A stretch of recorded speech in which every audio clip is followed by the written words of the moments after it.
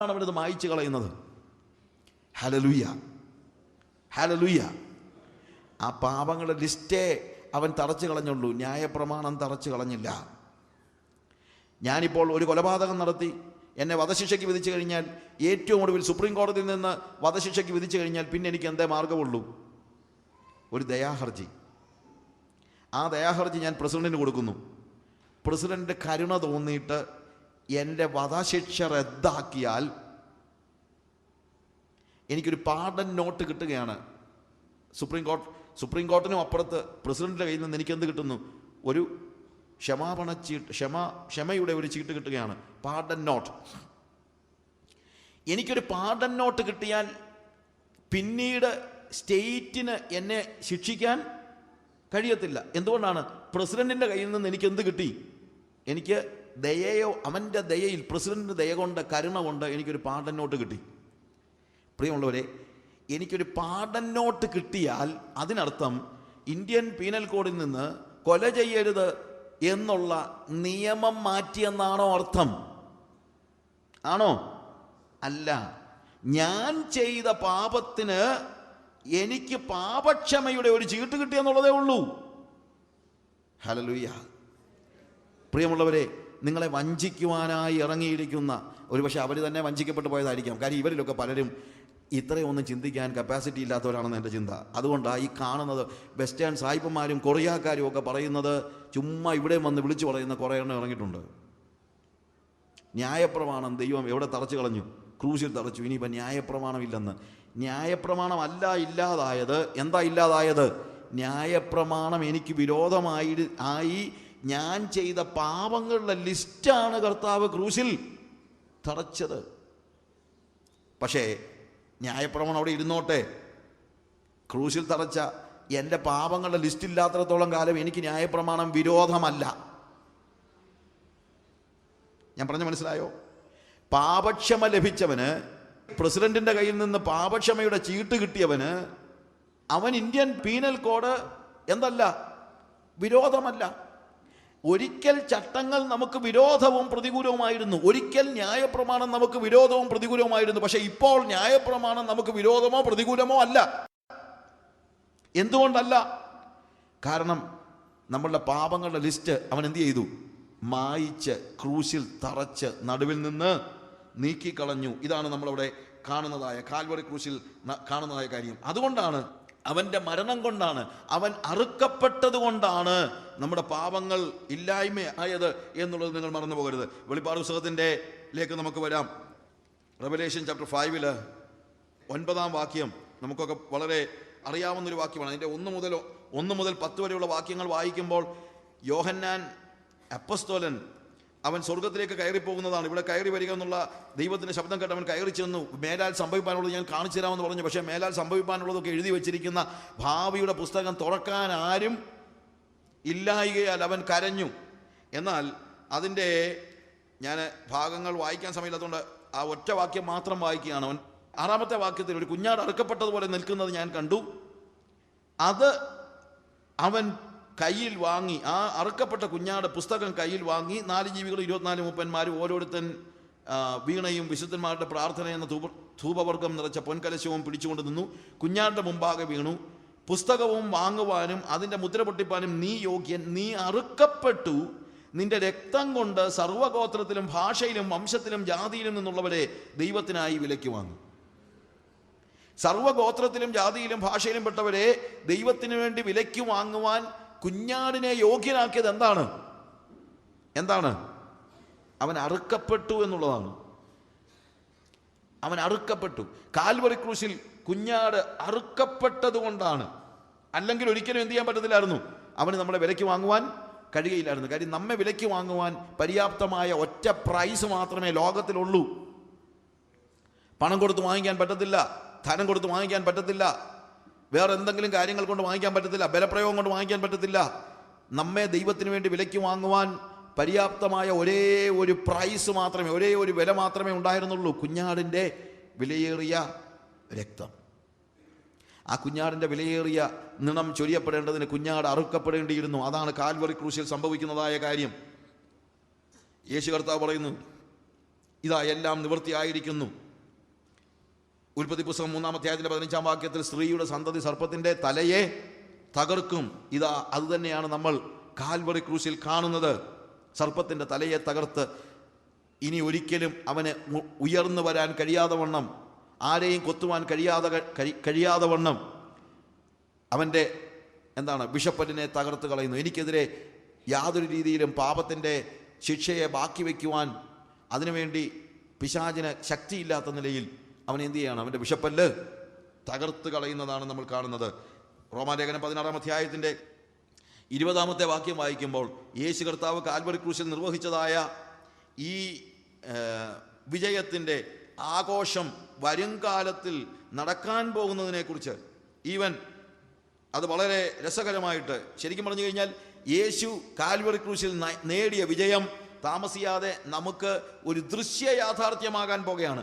ഇപ്പോൾ തന്നെ യേശു കർത്താവ് കാൽവറി ക്രൂശിൽ നേടിയ വിജയം നമ്മുടെ യാഥാർത്ഥ്യമാണ്. അതൊരു ആത്മയാഥാർത്ഥ്യമാണ്. എന്നാൽ അത് ഒരു ദൃശ്യ യാഥാർത്ഥ്യമാകുന്ന കാര്യമാണ്. റോമാലേഖനം 16-ാം അധ്യായത്തിൻ്റെ 20-ാം വാക്യത്തിൽ പോൾ പറയുന്നത്, സമാധാനത്തിൻ്റെ ദൈവമോ വേഗത്തിൽ സാത്താനെ നിങ്ങളുടെ കാൽ കീഴെ ചതച്ച് കളയും. കാൽവറി ക്രൂശിൽ സാത്താൻ ആര് ചതച്ച് കളഞ്ഞു? കാൽവറി ക്രൂശിൽ സാത്താൻ്റെ തലയെ യേശു കർത്താവ് ചതച്ച് കളഞ്ഞു. എന്നാൽ വേഗത്തിൽ സംഭവിക്കാൻ പോകുന്ന ഒരു കാര്യമുണ്ട്. ഈ വിജയം നമ്മുടെ വിജയമാകുവാൻ പോകുകയാണ്. എന്താണ് ആ വിജയം? എൻ്റെ സമാധാനത്തിൻ്റെ ദൈവമോ വേഗത്തിൽ സാത്താനെ നിങ്ങളുടെ കാൽ കീഴെ ചതച്ച് കളയും. നമ്മുടെ കർത്താവായ യേശു ക്രിസ്തുവിൻ്റെ കൃപ നിങ്ങളോടുകൂടെ ഇരിക്കുമാറാകട്ടെ.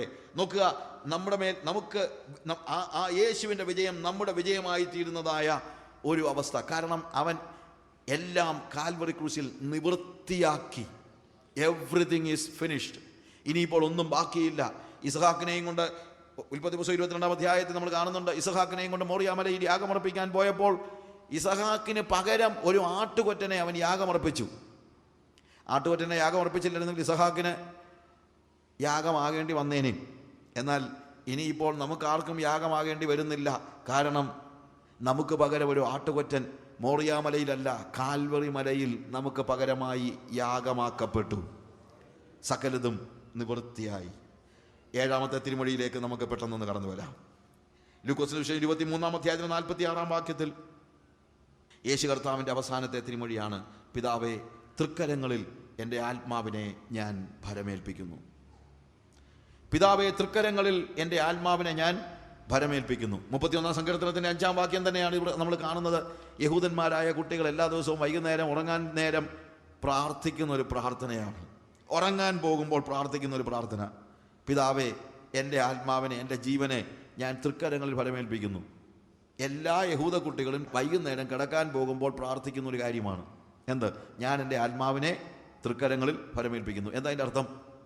അതിൻ്റെ അർത്ഥം നാളെ രാവിലെ ഞാൻ എഴുന്നേറ്റ് വരുമെന്നാണ്. സേഫായിട്ട് ഞാൻ എന്തു ചെയ്യും? നാളെ രാവിലെ എഴുന്നേറ്റ് വരും എന്നാണ്. Praise the Lord. കർത്താവ് കാൽവറി ക്രൂശിൽ കിടന്ന് പിതാവിനോട് എൻ്റെ ആത്മാവിനെ നിൻ്റെ കരങ്ങളിൽ വരമേൽപ്പിക്കുന്നു പറയുമ്പോൾ അവൻ്റെ ഭയങ്കര കോൺഫിഡൻസ് ആണ്. എന്താണെന്നറിയാമോ? ഞാൻ എന്നേക്കുമായി ഇല്ലാതാകാൻ പോകുകയൊന്നുമല്ല. ഒരു യഹൂദക്കുട്ടി അവൻ്റെ സന്ധ്യാപ്രാർത്ഥനയിൽ സ്വർഗസംവിധാനോട് പറയുന്നത് പറയാണ്, I know it is not the end of my life, I will come back. ഞാൻ മടങ്ങി വരും, 3-ാം നാൾ ഞാൻ ഉയർത്തെഴുന്നേൽക്കും. ആ ബോധ്യത്തോടുകൂടെ, ആ കോൺഫിഡൻസോടുകൂടെ അവൻ പറയുകയാണ്, എന്ത്? എൻ്റെ ആത്മാവിനെ ഞാൻ തൃക്കരങ്ങളിൽ ഭരമേൽപ്പിക്കുന്നു. പക്ഷെ അതിനു മുമ്പ് എനിക്ക് ഓർപ്പിക്കേണ്ട ഒരു കാര്യമുണ്ട് പ്രിയമുള്ളവരെ. എനിക്ക് യേശു ഈ പറഞ്ഞ കാര്യത്തെ ഒത്തിരി ഇഷ്ടപ്പെടില്ലെന്നറിയാമോ? ഞാൻ മുമ്പേ പറഞ്ഞൊരു കാര്യമുണ്ട്. എൻ്റെ ദൈവമേ, എൻ്റെ ദൈവമേ, നീ എന്നെ കൈവിട്ടതെന്നുള്ള ഭാഗത്തെക്കുറിച്ച് വിശദീകരിച്ചപ്പോൾ ഞാൻ പറഞ്ഞു, കൈവിട്ടെന്ന് തോന്നിയപ്പോഴും അവൻ പറഞ്ഞത്, വിളിച്ചതെന്താ? എൻ്റെ ദൈവമേ, എൻ്റെ ദൈവമേ എന്നാ. നീ എന്നെ കൈവിട്ട്, അതുകൊണ്ട് ഞാൻ വേറെ വല്ലവരെയും വിളിക്കുമെന്ന് കർത്താവ് പറഞ്ഞില്ല. നമ്മളൊക്കെ ആണെങ്കിൽ കൈവിടപ്പെട്ടെന്ന് തോന്നിക്കഴിഞ്ഞാൽ പിന്നെന്താ പറയും? എന്തോന്ന് ദൈവം, ഞാൻ യേശുവിൻ്റെ പുറകെ നടന്നിട്ട് എന്തോ എനിക്ക് കിട്ടിയത്? ഇതൊന്നും യേശു പറഞ്ഞില്ല. കൈവിടപ്പെടുന്നെങ്കിൽ തന്നെയും അവൻ എന്നെ കൈവിട്ടാലും, അവൻ എന്നെ തകർത്താലും, അവൻ എന്നെ മരണത്തിന് ഏൽപ്പിച്ചാലും അവൻ എൻ്റെ ദൈവമാണ്. ഇവിടെ ഇതാ യേശു പറയാണ്, ഇതാ I am going to die, ഞാൻ മരിക്കാൻ പോകുകയാണ്. പക്ഷേ എൻ്റെ ആത്മാവിനെ ഞാൻ വേറെ ആരുടെയെങ്കിലും കൈ കൊടുക്കത്തില്ല. എൻ്റെ ആത്മാവിനെ ഞാൻ ഇവിടെ തന്നെ കൊടുക്കും. എൻ്റെ ആത്മാവിനെ ഞാൻ തൃക്കരങ്ങളിൽ ഭരമേൽപ്പിക്കുന്നു. പിതാവ് കൈവിട്ടാലും ആത്മാവിനെ വേറൊരാൾക്ക് വിട്ടുകൊടുക്കുകയില്ല എന്നാണ് യേശു കർത്താവ് ഇവിടെ പ്രഖ്യാപിക്കുന്നത്. നമ്മുടെ ജീവിതത്തിൽ ഈ കോൺഫിഡൻസ് ഉണ്ടോ?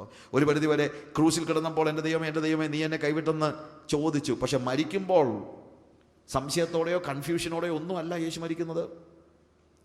ക്രൂസിൽ കൺഫ്യൂഷൻ എന്ന് പറയണ്ട, ബട്ട് സ്റ്റിൽ പിതാവിൻ്റെ സാമീപ്യത്തിൽ നിന്ന് പിന്മാറേണ്ടി വന്ന, അല്ലെങ്കിൽ പിതാവിൻ്റെ സാമീപ്യം അനുഭവിക്കാൻ കഴിയാതിരുന്ന, പിതാവിൻ്റെ സാന്നിധ്യം അനുഭവിക്കാൻ കഴിയാതിരുന്ന ഒരു വലിയ വേദന യേശുവിനുണ്ടായിരുന്നു. അതുകൊണ്ടാണല്ലോ അവൻ ചോദിച്ചത്, എൻ്റെ ദൈവമേ നീ എന്നെ കൈവിട്ടതെന്ന്. എന്നാൽ മരണത്തിൻ്റെ സമയത്ത് യേശു ഭയങ്കര കോൺഫിഡൻ്റ് ആണ്. മരിക്കുമ്പോൾ അവന് കൺഫ്യൂഷൻ ഇല്ല. നമുക്കൊക്കെ മരിക്കുമ്പോഴാണ് പലപ്പോഴും കൺഫ്യൂഷൻ. അതുവരെ നമുക്ക് ഭയങ്കര കോൺഫിഡൻസ് ആണ്, അഷ്വറൻസ് ആണ്. എപ്പോഴാണ് ശരിക്കും കോൺഫിഡൻസ് ആവശ്യമുള്ളത്? എപ്പോഴാണ് അഷ്വറൻസ് ആവശ്യമുള്ളത്? When you are meeting death face to face. മരണത്തെ മുഖാമുഖം കാണുമ്പോൾ. ഞാൻ മരണത്തെ മുഖാമുഖം കണ്ട ഒത്തിരി സന്ദർഭങ്ങൾ ഉണ്ടായിട്ടുണ്ട്. ഡോക്ടേഴ്സൊക്കെ എന്നോട് you are going to die എന്ന് മുഖത്ത് നോക്കി പറഞ്ഞിട്ടുണ്ട്.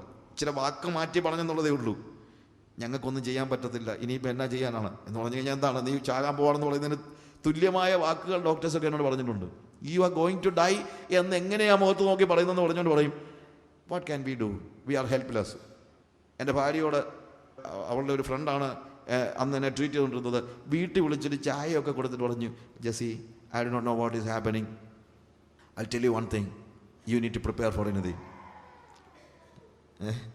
U need to prepare for anything എന്ന് വെച്ചാൽ എന്താ അതിൻ്റെ അർത്ഥം? മനസ്സിലായില്ല എന്താ അർത്ഥമെന്ന്. പക്ഷെ ആ സമയത്തും യേശു എനിക്കൊരു യാഥാർത്ഥ്യമായിരുന്നു. എൻ്റെ അനുഭവത്തിൽ നിന്നാണ് ഞാൻ പറയുന്നത്, എൻ്റെ അനുഭവത്തിൽ നിന്നാണ്.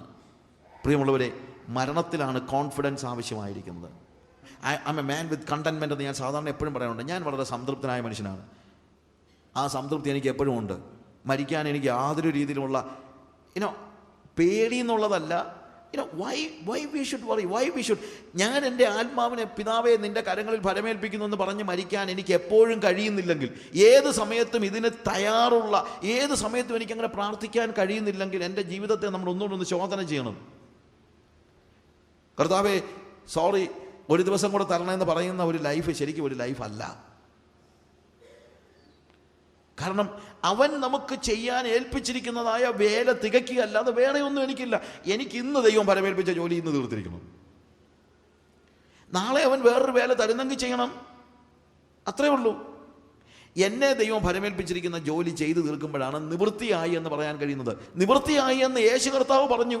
പക്ഷെ പ്രസന്റ് ആപ്ലിക്കേഷൻ എന്താണ്? പ്രസന്റ് ആപ്ലിക്കേഷൻ ഞാനും അങ്ങനെ തന്നെ പറയണം. എനിക്കും പറയാൻ പറ്റണം, it is finished. Every time, എപ്പോൾ മരിച്ചാലും യെസ്, ഇറ്റ് ഈസ് ഫിനിഷ്ഡ്. എനിക്ക് യാതൊരു സ്വപ്നങ്ങളും ബാക്കിയില്ല, അംബീഷൻസ് ബാക്കിയില്ല. ഞാൻ ഇന്നലെ പറഞ്ഞതുപോലെ ശുശ്രൂഷയിലും എനിക്ക് അംബീഷൻസ് ഒന്നും ബാക്കിയില്ല. ഇന്നിടത്തൂടെ പോകാൻ പറ്റിയായിരുന്നെങ്കിൽ, ഇന്ന സ്ഥലത്തൂടെ ശുശ്രൂഷിക്കാൻ പറ്റിയായിരുന്നെങ്കിൽ, ഇത്രയും കൂടുതൽ ഒരു സർട്ടൻ നമ്പർ ഓഫ് പീപ്പിളിനെ എവിടെയെങ്കിലും പ്രസംഗിക്കാൻ പറ്റിയിരുന്നെങ്കിൽ, എൻ്റെ ഫോട്ടോയുടെ അവിടെ വന്നായിരുന്നെങ്കിൽ, ഒരു മോഹങ്ങളുമില്ല. I'm totally a man with contentment. സംതൃപ്തനായ മനുഷ്യനാണ്. ആ സംതൃപ്തിയാണ് വേദപുസ്തകത്തിലെ ഏറ്റവും വലിയ ഭാഗ്യമായിട്ട് ഞാൻ കണക്കാക്കുന്നത്. 1 തിമോത്തിയോസ് 6-ാം അധ്യായത്തിൻ്റെ 6-ാം വാക്യത്തിൽ നമ്മൾ കാണുന്നൊരു കാര്യമുണ്ട്. സംതൃപ്തിയോടുകൂടിയ, മലയാളത്തിലെ വാക്ക് ചില പ്രശ്നമുണ്ട്, അലംഭാവത്തോടുകൂടിയ ഭക്തി വളരെ ആദായമാണെന്ന്. അലംഭാവത്തോടു കൂടി എന്നല്ല, സംതൃപ്തിയോടുകൂടിയ ഭക്തി വളരെ വിലപ്പെട്ടതാണ്. സംതൃപ്തിയില്ലാത്ത ഭക്തി കൊണ്ട് യാതൊരു ഗുണവുമില്ല. ഇന്ന് നമ്മുടെയൊക്കെ വലിയ പ്രശ്നം സംതൃപ്തിയില്ല. ഒരു കാര്യത്തിനും സംതൃപ്തിയില്ല, അഷ്വറൻസ് ഇല്ല, പേടിയാണ്. വൈ? കർത്താവ് പറയാണ്, എൻ്റെ ആത്മാവിനെ ഞാൻ തൃക്കരങ്ങളിൽ ഫലമേൽപ്പിക്കുന്ന കാര്യം എന്താണ്? സകലതും നിവൃത്തിയായി. പ്രിയമുള്ളവരെ, നമ്മളൊക്കെ പറയുമല്ലോ ദീർഘായുസ് കൊണ്ട്, വേദപുസ്തകത്തിൽ ദീർഘായുസ്, ഇത്രയും ദീർഘമായി ജീവിപ്പാൻ തക്കവണ്ണം ദൈവദാസനെ കർത്താവ് സഹായിച്ചു. ഓരോരുത്തർക്കും ആയുസ് വ്യത്യാസമാണ്. അല്ലാതെ ഒരാൾക്ക് കൂടുതൽ കിട്ടി, കുറച്ച് കിട്ടി, ഇതിനകത്തൊന്നും വലിയ അർത്ഥമൊന്നുമില്ല. ഞാനിപ്പോൾ നാളെ മരിച്ചു കഴിഞ്ഞാൽ ഒന്നും സംഭവിക്കാനില്ല. എന്തോന്നും സംഭവിക്കാൻ? ഇന്ന് ഞങ്ങൾ തിരിച്ചു പോവുക, വീട്ടിലോട്ട് രാത്രി പോകുന്നു. വീട്ടിൽ ചെല്ലുമല്ലോ താരറിഞ്ഞു. ചെല്ലണമെന്ന് ആർക്കും എത്ര ഒരു നിർബന്ധം? ഏതെങ്കിലും വീട്ടിൽ ചെന്നാൽ പോരായി? ഒന്നുകിൽ ഈ വീട്ടിൽ, അല്ലെങ്കിൽ മുകളിലത്തെ വീട്ടിൽ. അത്രയൊക്കെ ഉള്ളൂ പ്രിയമുള്ളവരെ. അങ്ങനെ കാണാൻ കഴിയണം.